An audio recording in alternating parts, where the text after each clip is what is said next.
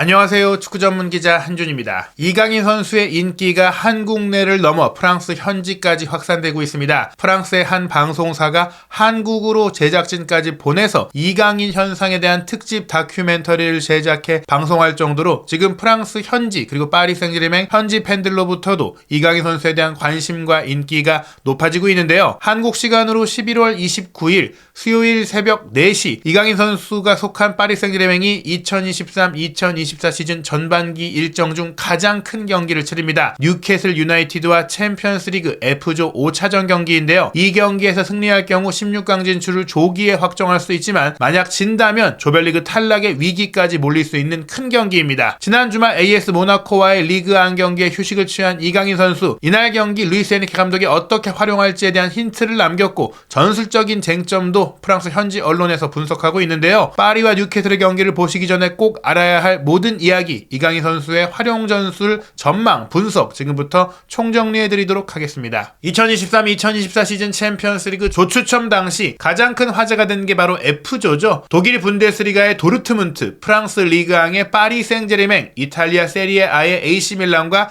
잉글랜드 프리미어리그의 뉴캐슬까지 어떤 팀이 16강에 올라가도 떨어져도 큰 뉴스가 될 수밖에 없는 정말 엄청난 팀들이 모였는데요. 그러다 보니 4차전 일정까지 이미 16강 진출을 확정한 팀도 나오고 있는데 지금 F조는 모든 팀이 16강에 오를 수도 있고 조별리그에서 탈락할 수 있는 가능성이 열려 있습니다. 도르트문트가 2승 1무 1패로 승점 7.1이고요. 파리가 2승 2패로 승점 6.2위, AC 밀란이 1승 2무 1패로 승점 5.3위, 뉴캐슬이 1승 1무 2패로 승점 4.4위인데 뉴캐슬은 파리를 상대로만 유일한 승리를 거뒀고 또 파리는 선두 도르트문트를 상대로 승리했고 또 밀란과의 홈 경기도 승리를 거뒀죠. 오직 파리가 이기지 못한 팀이 뉴캐슬인데 만약 최종 순위에서 승점이 같을 경우에는 상대 전적을 우선시하기 때문에 파리는 특히 뉴캐슬 원정에서 4대1로 크게 졌기 때문에 이번 경기 최소한 이겨야 되고 가급적 많은 골을 넣고 이겨야 합니다. 11월 29일 새벽에 열릴 챔피언스리그 조별리그 5차전 첫날 일정의 다른 일정들을 보면요. 오현규, 양현준 선수가 뛸 수 있는 셀틱이 새벽 2시 45분에 라치오와 원정 경기를 치르는 일정이 있고요. 또 F조의 경기는 동시에 열립니다. 새벽 5시에 밀란 대 도르트문트, 파리 대 뉴캐슬의 경기가 있습니다. 바르셀로나가 포르투와 경기하고 이미 16강 진출을 확정한 맨시티가 라이프치히와 경기하고 황인범 선수가 속한 츠르베나 즈베즈다가 영보이스와 새벽 5시에 경기를 치르게 됩니다. 우선 파리와 뉴캐슬의 경기, 양 팀의 역대 전적을 보시면 지난번 뉴캐슬이 4대1로 이겼던 것이 첫 번째 공식 대결입니다. 최근 흐름을 보면 파리 생제르맹이 리그 선두를 달리고 있는 가운데 상위권 팀인 랭스의 3대0 완승 거뒀고 또 모나코를 상대로 5대2 대승을 거두면서 확실히 이제 리그왕 우승을 위한 발판을 마련했어요. 중요한 것은 챔피언스리그인데 밀란 원정에서 2대1로 패배하면서 최근 공식 경기 연승 행진이 끝났던 바 있습니다. 뉴캐슬 같은 경우에는 최근에 많은 부상 선수들이 나오면서 흔들리는 모습들이 있었거든요. 특히 도르트문트와의 챔피언스리그 원정 경기 0대2 패배에 이어 프리미어리그 안에서도 본머스와의 원정 경기에서 충격적인 0대2 패배를 당하며 꺾였는데 지난 주말에 있었던 첼시와의 프리미어리그 빅매치에서 4대1 완승을 거두면서 기세를 올리고 있습니다. 즉 상승 흐름을 타고 있다는 것이죠. 이런 부분에 대해서 루이스 에니케 감독도 경계했는데요. 경기를 하루 앞둔 공식 기자회견에서 뉴캐슬이 지난 주말에 첼시와의 치른 경기를 보면 그들의 피지컬이 얼마나 중요한지를 알 수 있다라고 하며 강한 압박과 높이와 빠른 속도의 역습이라든지 선굵은 축구, 힘있는 축구 이런 부분들에 대해 경계하고 있다라고 이야기를 했습니다. 내일 경기가 중요하다고 말하면서 분명히 준비가 되어 있다, 경쟁력을 볼 수 있다라고 하며 무엇보다 홈 경기잖아요. 뉴캐슬 원정에서의 패배를 조금 씻어주기 위해서 우리의 서포터들 앞에서 우리의 최고 버전의 모습을 보여주고 싶다라고 이야기했습니다. 이날 기자회견에 비티냐가 동행을 했기 때문에 사실 하이브리드 미드필더, 측면 윙어와 메잘라 역할을 오가는 역할을 하는 파리 선수가 이강인 선수와 비티냐 선수다 보니까 비티냐 선수가 내일 선발 출전하지 않겠느냐라고 전망할 수 있는 얘기가 나오고 있습니다. 실제로 경기 하루 전 기자회견에 나온 선수가 선발 출전을 대부분 해왔거든요. 일단 비티냐 같은 경우에는 내일 경기 결과를 통해서 우리가 16강 확정할 수 있다는 건 알지만 그런 부분들을 떠나서 내일 경기 그 자체에만 집중하겠다. 나는 자신감이 있고 우리는 훌륭한 경기를 치를 수 있다. 물론 지난 뉴캐슬전은 어렵겠지만 내일 경기는 다를 것이다 라고 자신감을 표했습니다. 말씀드린 대로 비티냐 선수가 기자회견에 동행한 것도 있지만 뉴캐슬과의 원정 경기 당시에 에니케 감독이 4-2-4 포메이션을 썼다가 중원 지역도 밀렸고 경기 전반적으로 공격수만 많이 놓고 수비 밸런스가 깨지는 부분들이 나오다 보니까 지적을 많이 받았어요. 물론 그 이후에는 이 4-2-4 포메이션을 4-3-3 하이브리드 형태로 운영하면서 안정성을 점점 갖춰가고 있다 보니 평가가 바뀌고는 있지만 기자들의 질문은 역시 뉴캐슬과의 경기는 경기는 한 번 더 4-2-4를 쓸지 아니면 변화를 줄지였거든요. 본인의 전술 시스템 어떤 것들을 선호하냐, 4-2-4냐 4-3-3이냐 질문이 있었는데 엔리케 감독이 대답했습니다. 쉽게 답할 부분이 아닙니다. 설명할 시간 필요한데요. 제가 설명해 드리겠습니다. 전술의 계획이라는 것도 중요하지만 경기 중에 공이 어디에 있느냐에 따라서 시스템은 달라질 수 있습니다. 즉 유연하다는 거예요. 우리가 시작할 때 준비할 때 어떻게 나왔다고 하더라도 경기 중에 포메이션은 바뀌는 거니까 설명이 쉽지 않다. 우리는 4-3-3도 쓸 수 있고 3-5-2도 쓸 수 있고 3-4-3도 쓸 수 있습니다. 경기 중에 공의 움직임에 따라서 우리의 위치도 달라집니다. 상대가 어디 있느냐에 따라서도 달라집니다. 저희는 공격적인 4-3-3을 기본으로 합니다. 표로 설명하는 게 더 쉬울 것 같은데요. 우리가 경기를 4-3-3으로 시작하는 것은 사실이지만 3-4-3이나 3-5-2로 전환한 다음 또 다른 포메이션으로 마무리할 수도 있습니다. 상대가 4-4-2로 수비하느냐 4-5-1로 수비하느냐에 따라서도 달라질 수 있습니다. 우리는 내일 경기 뉴캐슬전은 공격적인 4-3-3으로 시작해서 경기가 어떻게 전개되는지 지켜볼 것입니다. 16강에 진출할 수 있기를 바라고 있습니다. 중요한 것은 4-2-4를 쓰고 있지만 엔리케 감독이 현재 파리의 기본 전형 플랜 A를 4-3-3으로 보고 있는 것이고 4-3-3을 쓰면서 왼쪽 메짤라인 비티냐 혹은 이강인 선수를 왼쪽 사이드로 벌려서 4-2-4에 가깝게 운영해오고 있을 뿐이다. 그리고 3백 얘기를 했는데 왼쪽 풀백인 리카 에르난데스나 무키엘레 선수가 왼쪽 풀백이지만 왼쪽 센터백에 가깝게 움직여주면서 왼쪽 메짤라인 이강인 선수나 비티냐가 왼쪽 윙어로 올라가는 상황에 있어서 수비적인 커버를 하는 형태로 유연하게 사용하고 있다. 이렇게 보시면 될 것 같아요. 현재 파리가 보유하고 있는 선수들을 통해서 파리 생제르맹의 전술 플랜을 설명해드리면 4-3-3이라고 봤을 때 왼쪽 주전 공격수 음바페이고 이 자리는 대체 불가입니다. 무조건 주전이고요. 최전방 중앙 공격수는 무아니와 하무스가 경쟁하고 있는 가운데 아센시오가 가짜 9번으로 뛸 수 있고 이강인 선수까지도 가짜 9번으로 뛸 수가 있는 옵션이 되고 있고요. 오른쪽 측면 공격수는 덴벨레와 바르콜라의 이강인 선수도 있습니다. 이강인 선수는 기본적으로 왼쪽 측면에도 배치되지만 왼쪽 측면, 왼쪽 메짤라, 오른쪽 윙어 그리고 오른쪽 메짤라까지도 가능하다고 보시면 되니까 결국에는 뭐 가짜 9번까지 이강인 선수에 대해서 엔리케 감독이 우리 팀에서 가장 중요한 선수 중 한 명이라고 한 이유는 이렇게 파리의 플랜 A 전술에서 거의 모든 역할을 다 소화할 수 있으니까 중요하고 그런 과정 속에서 가장 공을 잘 지켜내고 경기를 풀어가고 탈압박할 수 있는 거의 유일한 선수이기 때문에 중용될 수 있다고 보는 것이죠. 오른쪽 메짤라의 주전은 자이르 에메리 선수인데 이 선수가 지금 부상 중이에요. 이런 가운데 파비안 루이스가 최근 좋은 경기력을 통해서 오른쪽 메짤라 자리에서 새로운 주력 옵션으로 올라오고 있고 이 자리를 솔레르도 커버할 수 있긴 하지만 엔리케 감독은 올 시즌 솔레르를 오른쪽 윙백인 하키미의 백업 자원으로 더 많이 기용하고 있습니다. 그래서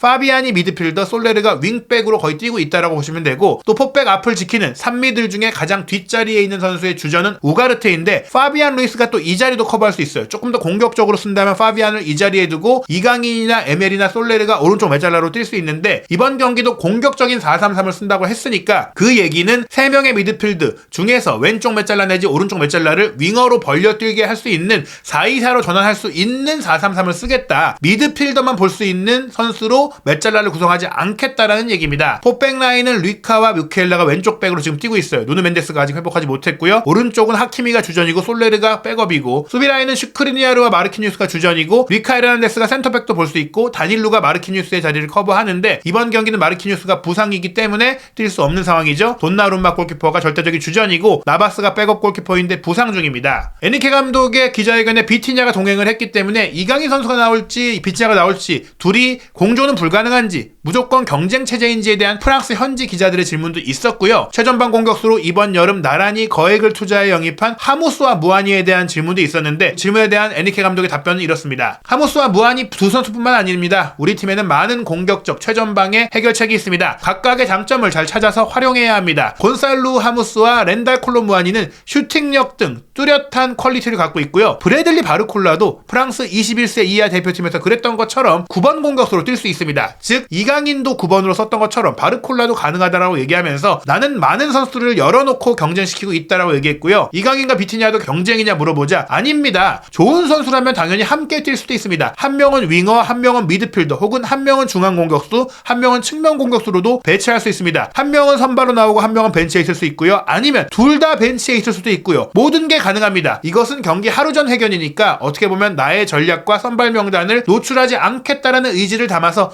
혼선을 준 것이기도 한데 실제로 이렇게 다양하게 구성할 수 있다라고 얘기한 것이기도 합니다. 이러한 과정 속에 양 팀이 부상자 명단이 많기 때문에 사실 선발 명단을 예측하는 게 아주 어렵지는 쉽지는 않은데요. UEFA 공식 홈페이지 같은 경우에는 일단 보수적으로 특히 지난 주말 모나코와의 경기에 이강인 선수가 아예 뛰지 않은 것에 대해서 저는 개인적으로 이강인 선수를 선발 출전시키기 위해서 컨디션을 조절해줬다. 아시아까지 다녀오기도 했고 조금의 몸 상태가 좋지 않았다라는 얘기들도 있기 때문에 쉬게 했기 때문에 이번 경기는 선발로 뛸 거라고 생각을 하는데 최근에 파비안 루이스도 좋은 경기력을 보이고 있고 비티냐는 애초에 신임을 받고 있었고 우가르테라는 전문 수비형 미드필더가 뉴캐슬의 공격을 막기 위한 꼭 필요하니까 지금 UEFA 공식 홈페이지도 3미드를 구성한다면 파비안, 우가르테, 비티냐가 될 것이다라고 예상을 했고 공격 라인은 덴벨레, 무아니, 음바페로 예상을 하고 있습니다. 포백은 하키미, 슈크리니아르, 리카, 무키엘레로 예상을 하고 있습니다. 자이르 에메리의 부상 이탈 공백을 이강인이 메울 것이라고 우리는 전망하고 있는데 파비안 루이스가 뛸 거라고 보고 있는 것이죠. 뉴캐슬 같은 경우도 이제 부상자가 정말 많아요. 게다가 징계로 인해서 올 시즌에는 토날리가 뛸 수 없기 때문에 첫 번째 대결 당시와 비교하자면 뉴캐슬의 경기력은 꽤 많이 떨어졌다. 조 윌록, 댄번, 스벤 보트만, 제이콥 머피, 거기에 메타깃과 하비반스, 컬럼 윌슨까지 전 포지션에 걸쳐서 이탈 자원이 많은 뉴캐슬인데요. 고든이 최근에 좋은 경기력 보이고 있고 이삭도 골맛 보고 있고 알미론도 있기 때문에 공격 스리톱은 여전히 위협적입니다. 미드필드 라인도 조엘링톤, 기마랑이스, 롱스테프라면 충분히 최고의 멤버라고 볼 수 있습니다. 포백 라인이 다만 문제인데요. 홀, 셰어, 라셀레스, 트리피어로 구성된 포백 라인은 분명히 첫 대결 당시보다는 허점이 있고 또 위협도도 떨어진다고 볼 수 있죠. 덴번과 보트만이 없는 것은 분명한 타격이고요. 다만 닉 포프 골키퍼가 선방 능력이 뛰어나니까 쉽게 골문을 열 거라고 이제 단언할 수는 없겠습니다. 후스코어드닷컴도 음바페, 무아니, 덴벨레, 스리톱에 비티냐, 우가르테, 파비안 루이스의 3미드를 전망하고 있는데요. 레키프와 르파리지엥, 파리 소식에 정통한 매체들의 담당 기자들의 전망도 거의 대동소이합니다. 유일하게 물음표를 달아놓은 것이 르파리지엥이 최전방 공격수로 하무스와 무아니 둘 중 한 명이 나올 것이다라고 본 것인데 저는 이번 경기 비티냐가 왼쪽 메잘라, 이강인이 오른쪽 메잘라로 뛸 가능성도 충분히 있다. 그런데 이 상황에서 어떻게 보면 덴벨레가 오른쪽으로 벌려 들어가고 음바페와 무아니가 투톱에 가깝게 움직이면서 무아니가 또 광범위하게 움직이고 압박을 하잖아요. 그러니까 비티냐가 오른쪽 메잘라로 가고 이강인 선수가 왼쪽 측면 사이드로 벌려서 사이드 공격을 하기 위해서 덴벨레와 이강인이 겹치기보다 특히 비티냐가 하이브리드로 뛴다고 했을 때 사이드로 벌려서 플레이할 때는 비티냐보다 이강인이 왼쪽에서 크로스 올리는 게 훨씬 좋거든요. 그렇기 때문에 저는 개인적으로 이강인이 왼쪽, 비티냐가 오른쪽으로 가동되는 새로운 전략도 가능할 수 있다라고 생각을 합니다. 다만 프랑스 현지 언론들이 이번 경기 파비안 루이스가 먼저 뛸 수 있다라고 전망하는 것은 뉴캐슬이 피지컬이 좋고 높이가 좋다 보니까 그 점에 있어서 파비안 루이스가 이제 좀 더 낫지 않겠느냐, 경험 있는 선수가 낫지 않겠느냐라고 전망하기 때문이 아닌가 싶은데요. 실제로 프랑스 레퀴프지가 파리와 뉴캐슬의 경기 전술적 쟁점을 분석한 컬럼에서 뉴캐슬이 세트피스 상황에서 스크린 플레이를 통해서 수비가 못 움직이게 하는 부분들을 좀 강조했어요. 블록이나 스크린을 통해 한 명을 자유롭게 만들어서 이동해서 편안하게 슈팅하게 만드는 그런 세트피스 상황에서 문제를 지적했기 때문에 이 부분에 있어서 세트피스 수비가 누가 더 낫느냐를 고려해서 선발 명단을 짤 수도 있다. 그런 얘기인데 실제로 이제 뉴캐슬의 4대1로 크게 질 때 파리가 코너킥 상황에서 셰어를 완전히 놓치면서 실점을 했었잖아요. 이때 셰어를 놓친 이유가 파리 선수들이 셰어를 못 본 게 아니라 지금 이 사진에서 설명한 대로 다른 선수들이 공을 받는 선수를 막기 위해 움직이는 것을 스크린으로 못 움직이게 동선을 제한하고 막아냈기 때문입니다. 지금 보시면 셰어가 바깥쪽에 있다가 다른 선수들이 막 경합을 하고 있잖아요. 특히 슈크리니아르가 셰어를 막으려고 했었고 마르키뉴스도 따라갈 수 있는 상황이 됐어야 하는데 토날리도 그렇고 다른 선수들이 다 이제 이 앞을 막고 바깥으로 이제 셰어가 돌아 들어가니까 지금처럼 셰어가 완전 프리하게 슈팅할 수 있게 된 것입니다. 이런 블로킹이 세트피스에서 위협적인데 이런 상황에서